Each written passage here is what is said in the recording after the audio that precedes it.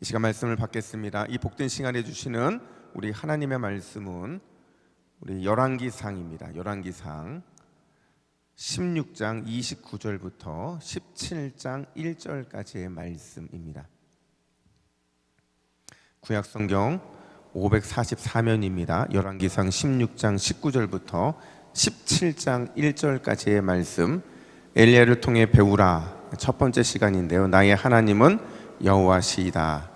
함께 이 말씀의 제목으로 말씀을 받겠습니다. 우리 29절부터 우리 17장 1절까지 한 절씩 교독해 읽겠습니다.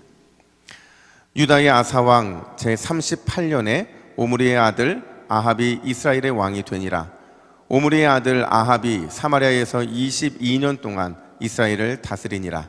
오므리의 아들 아합이 그의 이전의 모든 사람보다 여호와 보시기에 악을 더욱 행하여 느밧의 아들 여로보암의 죄를 따라 행하는 것을 오히려 가볍게 여기며 시돈 사람의 왕 엣바알의 딸 이세벨을 아내로 삼고 가서 바알을 섬겨 예배하고 사마리아에 건축한 바알의 신전 안에 바알을 위하여 제단을 쌓으며 또 아세라상을 만들었으니 이는 그 이전에 이스라엘의 모든 왕보다 심히 이스라엘 하나님 여호와를 노하시게 하였더라. 그 시대에 베델 사람 히멜이 여리고를 건축하였는데 그가 그 터를 쌓을 때에 맏아들 아비람을 잃었고 그 성문을 세울 때에 막내 아들 수급을 잃었으니 여호와께서 눈의 아들 여호수아를 통하여 하신 말씀과 같이 되었더라. 우리 1절 같이 읽습니다. 시작. 기르앗에 우거하는 자 중에 디셉 사람 엘리야가 아합에게 말하되 내가 섬기는 이스라엘 하나님 여호와께서 살아계심을 두고 맹세하노니 내 말이 없으면 수년 동안 비도 이슬도 있지 아니하리라 하니라. 아멘. 할렐루야. 우리 옆에 분들하고 이렇게 한번 인사했으면 좋겠습니다. 새해 넘치는 성령의 은혜를 누립시다. 새해 넘치는 성령의 은혜를 누립시다. 여러분, 은혜가 임할 줄로 믿습니다.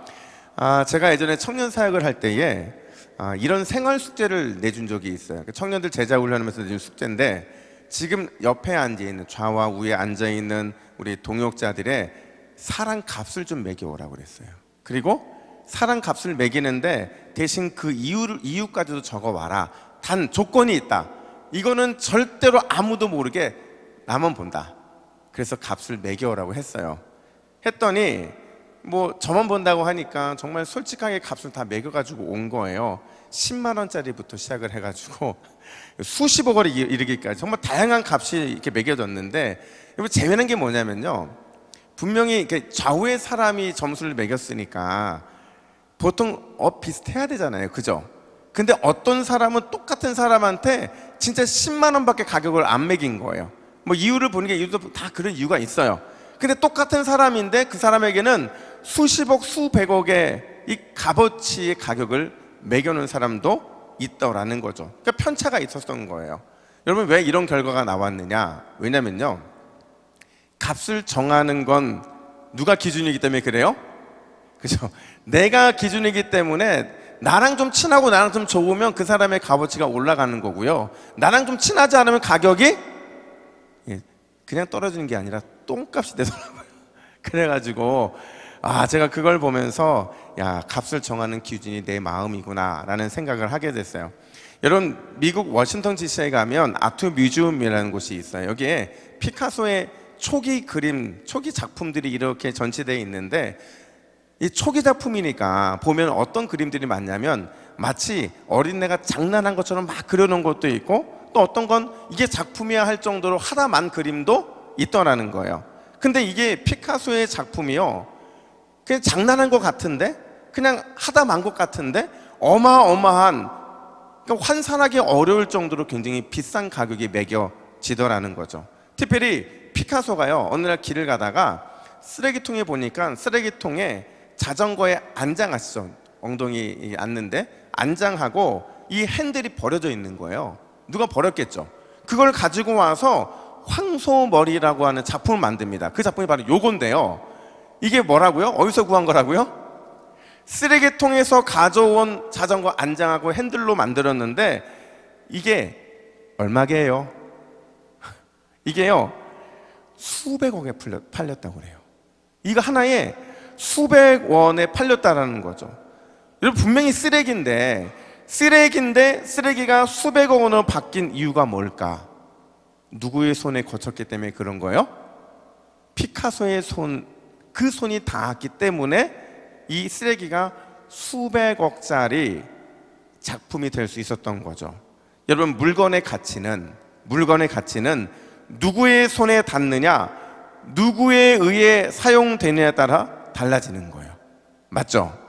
오늘 우리의 간절한 기도에 우리 하나님의 손길이 닿으면, 우리 간절한 마음이 하나님이 거하시는 거룩한 마음이 되면, 그러면 우리의 간절한 기도와 마음이 측량할 수 없는 가치로 변하게 될 줄로 믿습니다. 이게 사실은 은혜 받는 거거든요. 이게 기적이 일어나는 카운트인 거예요. 그 카운트는 누구의 손에 닿느냐에 따라 달라지는 거예요. 누구의 손이요? 하나님의 손이 살짝만 닿아도 측량할 수 없는 가치로 우리의 모든 것이 변화될 줄로 믿습니다. 우리 이 마음을 가지고 옆에 분들에게 이렇게 한번 인사했으면 좋겠어요. 당신의 기도는 무한한 가치가 있습니다. 당신의 기도는, 여러분, 이런 선포를 할 때는 제발 마음을 담아서 기쁜 마음으로 뭔가 사랑의 소식을 전해주는 것처럼 하면서 해야 되는데, 제가 이제 한 몇 번 보니 이렇게 하시더라고요.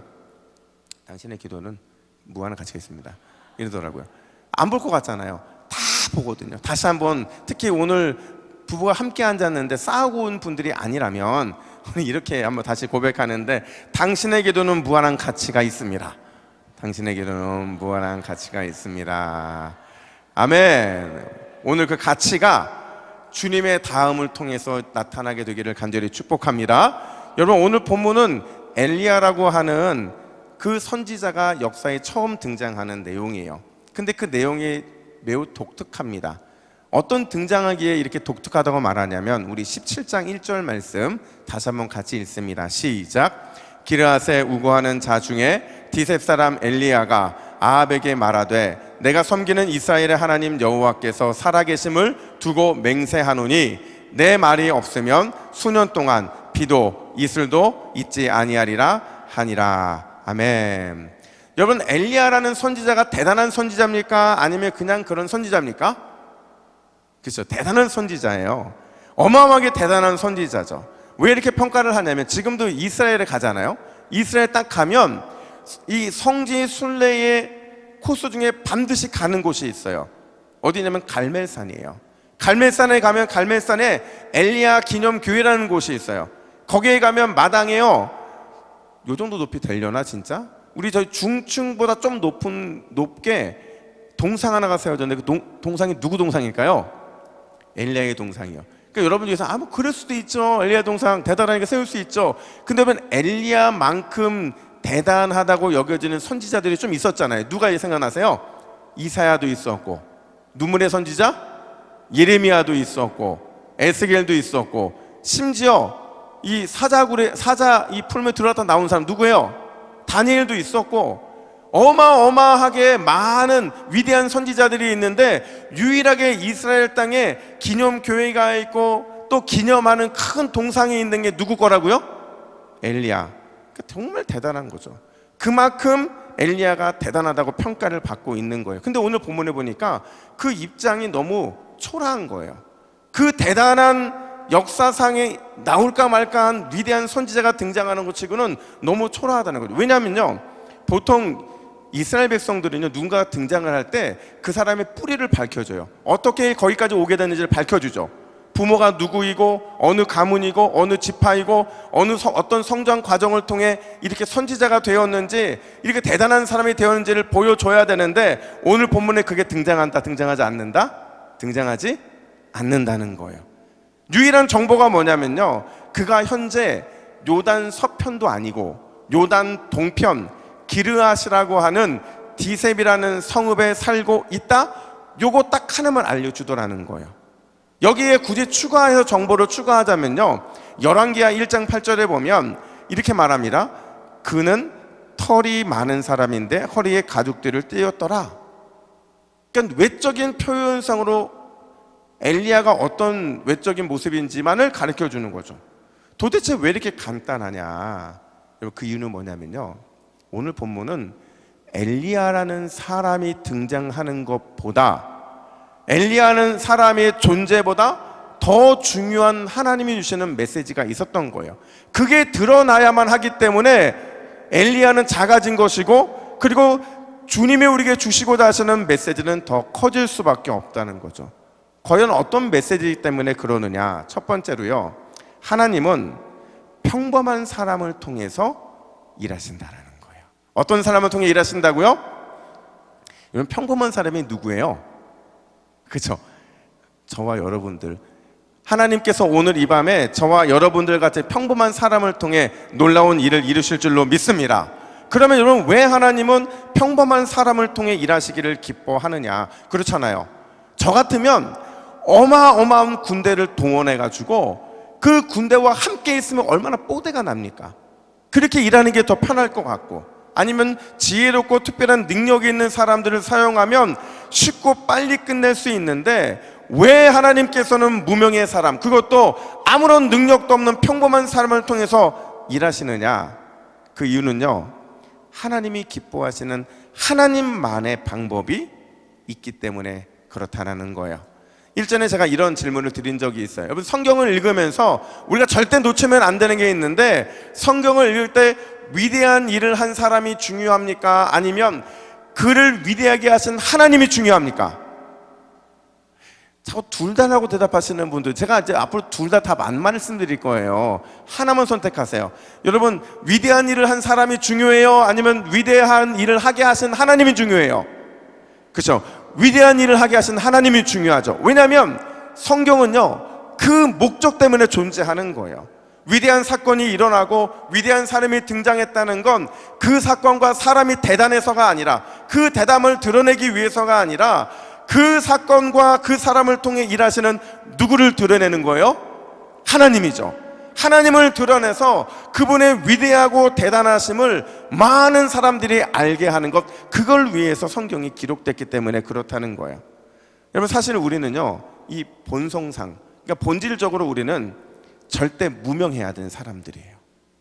반드시 평범해야 되고요, 반드시 아무 능력도 없어야 돼요. 왜냐하면 뭔가 조금이라도 뭔가 있으면요, 우리는 그 마음에 있는 죄가 반드시 이거를 오염시키거든요. 여러분, 생각해 보세요. 내가 조금 이름이 있어요, 내가 조금 비범해요, 내가 조금 재능이 있어요. 이런 사람들이 만약에 하나님이 사용하시는 역사의 주인공이 되면 그럼 어떤 일이 벌어지느냐? 여러분, 이 위대한 일 속에는요, 하나님이 잠시 머물다가 사라지세요. 그리고 사라진 자리에 누가 들어가 있을까요? 예, 그 위대한 일을 행한 사람이 항상 그 자리에 있기 때문에 그런 거죠. 자기의 공이 남고요, 또 자기의 이름만 남는 거죠. 이게 다 우리가 경험하는 것들이에요. 그래서 하나님은요, 특별히 사랑하는 사람을 사용하실 때 늘 두 가지를 염두에 놓고 사용하시는데, 그 두 가지가 뭐냐? 하나는, 한번 따라 합시다. 내가 평범한가? 예, 하나님은 물으시는 거예요. 네가 평범하냐? 이거 묻고 쓰시는 거죠. 평범하다는 건요, 이름이나 능력을 자랑하지 않는다는 거예요. 그러니까 이미 그 사람은 하나님이 쓰시기에 겸손하게 준비된 사람이라는 거죠. 여기에 한 가지가 더 있어요. 그게 뭐냐면, 한번 따라 볼까요? 나는 다듬어졌는가? 그렇죠? 나는 다듬어졌는가 하는 거죠. 조금 이름 있고 조금 비범하고 조금 재능 있다고 착각하는 사람들, 그런 사람들을 하나님은 그냥 쓰지 않으신다는 거예요. 반드시 낮추시고 겸손하게 하셔서, 그래서 평범해지면 그때 사용하시는 게 우리 하나님의 방법이더라는 거죠. 엘리야가 바로 그런 사람이었어요. 사실 오늘 본문의 배경은요, 오늘 본문의 배경은 아하방이 통치하던 때였어요. 우리가 아는 것처럼, 여러분, 아하방이 선한 왕입니까? 악한 왕입니까? 그렇죠, 악한 왕이죠. 그냥 악한 게 아니라 북이스라엘의 악한 왕들 중에서 특히나 악한 왕이 누구라고요? 아하방이었어요. 우리가 읽은 16장 29절 30부터 33절에 보면요, 그가 악하다, 악한 행동을 일삼고 있다, 끝없이 악해지고 있다, 이걸 반복해주고 있거든요. 중요한 건 뭐냐면, 그가 악한 왕인데 그냥 악한 왕으로 끝난 게 아니라 뭐까지 소유를 했냐면 대단한 힘과 대단한 권력도 그가 가지고 있었다라는 거죠. 그러니 누가 아하방 앞에 담대하게 나아갈 수 있겠냐는 거예요. 그 누구도 그 앞에 나아가서 야 아하방 당신이 잘못했고 다 회개하고 돌아와야 돼 라고 말하는 사람이 단 한 명도 없더라는 거죠. 근데 이걸 지금 누가 말하고 있는 거예요? 엘리야가 말하고 있더라는 거죠. 여러분 생각해 보세요. 엘리야는요 동편에 살던 무명의 사람이었어요. 그리고 너무나도 평범한 사람이었어요.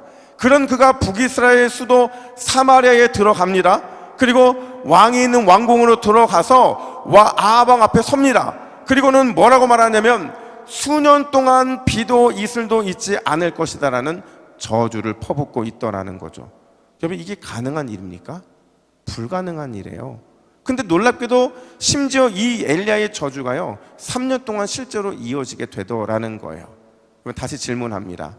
왜 엘리야였을까요? 왜 엘리야였어요? 왜냐하면 그가 무명이었기 때문에 그래요. 그가 평범했기 때문에 그렇죠. 그가 어떤 능력도 없었기 때문에 그게 가능했다는 거예요. 왜냐하면 그럼에도 불구하고 하나님이 엘리야를 사용하신 이유, 그 이유가 따로 있기 때문에 그러죠.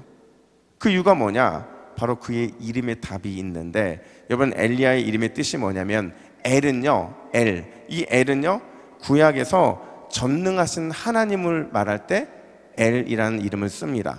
그리고 엘리야의 리는요 나의라는 표현이에요. 나의 것, 나의. 그리고 마지막에 있는 엘리야의 야는 바로 여호와를 상징하죠. 자 질문, 하나님의 이름이 몇 개가 들어가 있어요? 2개가 들어가 있습니다. 그게 무슨 뜻이냐면 나의 하나님은 전능하신 여호와 하나님이시다라는 표현이에요. 이걸 풀어보면 이렇습니다. 비록 엘리야는 무명하고 평범하고 아무런 능력도 없지만 그런 그가 하나님의 전능하심을, 하나님의 위대하심과 영광을 드러낼 최적의 도구다라는 것을 오늘 그의 이름이 우리에게 보여주고 있는 거라는 거죠. 사랑하는 여러분, 혹시 무명이 계십니까? 여러분 내 이름이 알려지지 않았다고 서운하지 마시기를 바랍니다. 혹시 여러분 너무 평범하고 왜 나를 이렇게 평범하게 만드셨냐고 따지지도 마세요. 왜 나에게 특별한 능력이 없고 대단한 권세가 주어지지 않냐고 원망하지도 마세요. 왜냐하면 우리가 무명하기 때문에, 우리가 평범하기 때문에, 우리가 특별하지 않기 때문에 하나님께서는 우리를 통해 위대함과 전능하심을 드러낼 최적의 도구로 우리를 사용하시기 때문에 그런 줄로 믿습니다. 그게 하나님께서 우리 같은 사람을 쓰시는 특별한 은혜라는 거죠. 제가 한 교회에서 사역을 할 때 어떤 성도님이 저에게 오셔가지고 요맘때였어요. 와서 저한테 막 따지는 거예요. 뭐라고 따지냐면, 목사님 도대체 왜 저를 이 다락방에 넣으신 거예요? 이렇게 묻는 거예요. 이게 무슨 말이냐면 그 다락방이 마음에 안 든다는 거예요. 근데 다락방이 안 든다는 얘기는 더 나아가면 뭐가 마음에 안 든다는 거예요? 그죠? 경험 있으세요? 순장이 마음에 안 든다는 거예요. 그러니까 바꿔달라는 거죠. 근데 가만히 보니까요, 이 말씀하시는 요 분은요 좀 배운 사람이에요. 좀 가진 사람이에요. 좀 뭔가 말도 참 잘하는 사람이에요. 그러니까 자기가 딱 보니까 새로 배정받은 순장님이 새로운 순장님이고 또 자기보다 덜 배웠고 덜 가졌고 가만히 보니까 말주변도 별로 없더라는 거예요. 그러니까 이런 분이 너무 싫은 거죠. 그래서 좀 연륜도 있고 우리 교회에서 이름 되면 알만한 그런 장로님 순장으로 세워주셨으면 좋겠다 이런 말을 하는데, 이분만 그런 게 아니라 몇 분이 더 오셔서 똑같은 요청을 저에게 하시는 거예요. 그래서 제가 뭐라고 설득했냐면, 집사님 딱 6개월만 한번 해봅시다. 6개월 해보고 그때도 똑같은 마음이면 제가 바꿔드리겠다고 했어요. 여러분 6개월이 지났어요? 어떻게 됐을까요?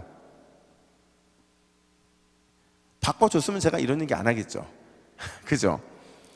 6개월 딱 지났는데 그 싫다고 했던 분이 저한테 뭐라고 하냐면, 목사님 우리 순장님 너무 좋아요 그러는 거예요.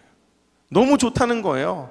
우리 순장님 왜 좋냐고 물어봤더니 우리 순장님은요 잘난 척도 안 하고 있는 척도 안 하고 늘 겸손하게 기도만 해주시는데 그 기도가 정말 사랑처럼 느껴져서 삶에서 응답이 되더라는 거예요.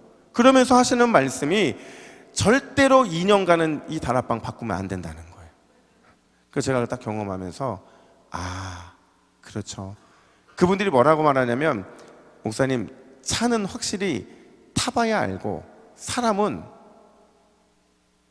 경험해봐야 아는 것 같다고 이렇게 말하는 거예요. 여러분, 오늘 이 밤에 무명이기에 평범하기에 그리 특별하지 않기에 하나님께서 그런 우리의 간절한 기도와 소망에 특별한 응답을 주실 줄로 믿습니다. 그건 우리 성도들이 누리는 특별한 특혜인 거예요. 이게 특혜인데 우리는 이걸 못 누리고 마치 뭐가 유명해져야 하나님이 내 기도를 들으시고 내가 뭔가 비상해지고 특별한 무엇인가 있어야만 하나님 나를 조명하다고 생각하거든요. 아니에요. 하나님이 우리를 조명하시는 그 이유는 우리가 무명이기 때문에, 평범하기 때문에, 특별하지 않기 때문에, 그런 우리를 통해 일하시면 하나님이 영광 받으시기 때문에, 그래서 우리를 통해 일하시는 줄로 믿습니다. 오늘 우리의 가난한 입술과 또 평범한 부르짖음을 통하여 우리의 특별하지 않은 눈물을 통해서 하나님의 위대하심과 영광이 드러나기를 예수님의 이름으로 축복합니다. 뿐만 아니라 두 번째로, 여러분, 하나님은 말씀의 권세를 믿는 참 믿음을 통해 일하신다라는 거예요. 한번 따라해 볼까요? 말씀의 권세를 찐하게 믿읍시다. 다시요. 말씀의 권세를 찐하게 믿읍시다. 찐하게 믿는 게 뭔지 아시죠? 지금 제가 사투리 쓴 거 아니죠? 이해하셨죠? 여러분, 오늘 본문에 보면 엘리야가 아하방을 향해서 이렇게 선포해요. 1절 하반절 말씀을 한번 화면 보시고 읽을까요? 시작. 내 말이 없으면 수년 동안 비도 이슬도 있지 아니하리라 하니라. 아멘. 여러분, 굉장한 용기죠. 분명히 역사에 처음 등장하는데 아하방이라고 하는 대단한 왕이 그 자리에 있는데 그 왕을 향해서 내 말이 없으면 수년 동안 비도 이슬도 있지 않을 것이다 라는 굉장한 선포를 합니다. 여러분, 이 선포를 했을 때 아하방은 당장에 엘리야를 체포해서 감옥에 넣을 수도 있었어요. 아니면 그 자리에서 목이 달아나게 칠 수도 있었어요. 근데 오늘 본문에 보면 아하방의 반응이 나와요, 안 나와요? 안 나와요. 왜 안 나올까? 황당했던 거죠. 황당했던 거죠. 아니, 쟤 뭔데? 여러분, 요단 동편과 서편, 지금 생각해 보면 대구와 부산이 사투리가 똑같아요, 달라요? 충청북도와 충청남도가 사투리가 똑같아요, 달라요? 전라남도와 북도가 사투리가 똑같아요, 달라요? 다르죠. 아마도 요단 동편 사람인 것을 알았을 거예요. 옷 입는 거나 말하는 것 보면 알았을 거예요. 이름도 없고 너무나 평범한 사람이 와가지고 내 말이 없으면 딱 이렇게 말하거든요. 수년 동안 비도 이슬도 있지 아니할 것이다. 아마 콧방귀를 꼈을 거예요. 근데 여러분, 생각해 보세요. 이 엘리야의 입장에서 엘리야가 어떻게 이렇게 담대할 수 있을까? 어떻게 담대한 말을 할 수 있을까? 그게 뭐 선천적으로 용기가 있어서 그럴까요? 아니면 하나님이 그때에만 특별한 능력을 주셨기 때문에 그럴까요? 물론 그럴 수도 있지만 정확한 이유를 모르겠어요. 근데 오늘 어디에서 그가 이런 말을 했는지를 확신할 수 있냐면, 자, 여러분, 오늘 본문을 다시 보시면요, 오늘 본문에 우리 16장 29절부터 17장 1절에 보면 굉장히 어색한 내용 하나가 딱 들어가 있어요. 어떤 내용이에요? 34절이죠. 그러니까 29절부터 33절까지는 아합이 얼마나 나쁜 왕인지를 설명해요. 그리고 1절에서는 드디어 엘리야가 등장을 해요. 근데 34절에는 무슨 얘기예요? 갑자기 여리고 얘기가 등장을 해요. 그러면서 뭐라고 말하냐면, 그 시대에 베델 사람 히멜이 여리고를 건축하다가 그의 첫째도 죽고 둘째도 죽었다, 이 얘기를 합니다. 근데 그 이유를 뭐라고 설명하냐면, 여호와께서 눈의 아들 여호수아를 통하여 하신, 그렇죠, 여호수아를 통해 하신 말씀과 같이 되었더라, 이렇게 말을 한다는 거죠. 이게 무슨 말이냐면, 지금 여러분, 갑자기 엘리야가 어떤 특별한 능력을 받아서 이런 말을 하고 있는 게 아니라, 엘리야에게는요, 하나님의 말씀이 이루어진다라는 확신이 있었던 거예요.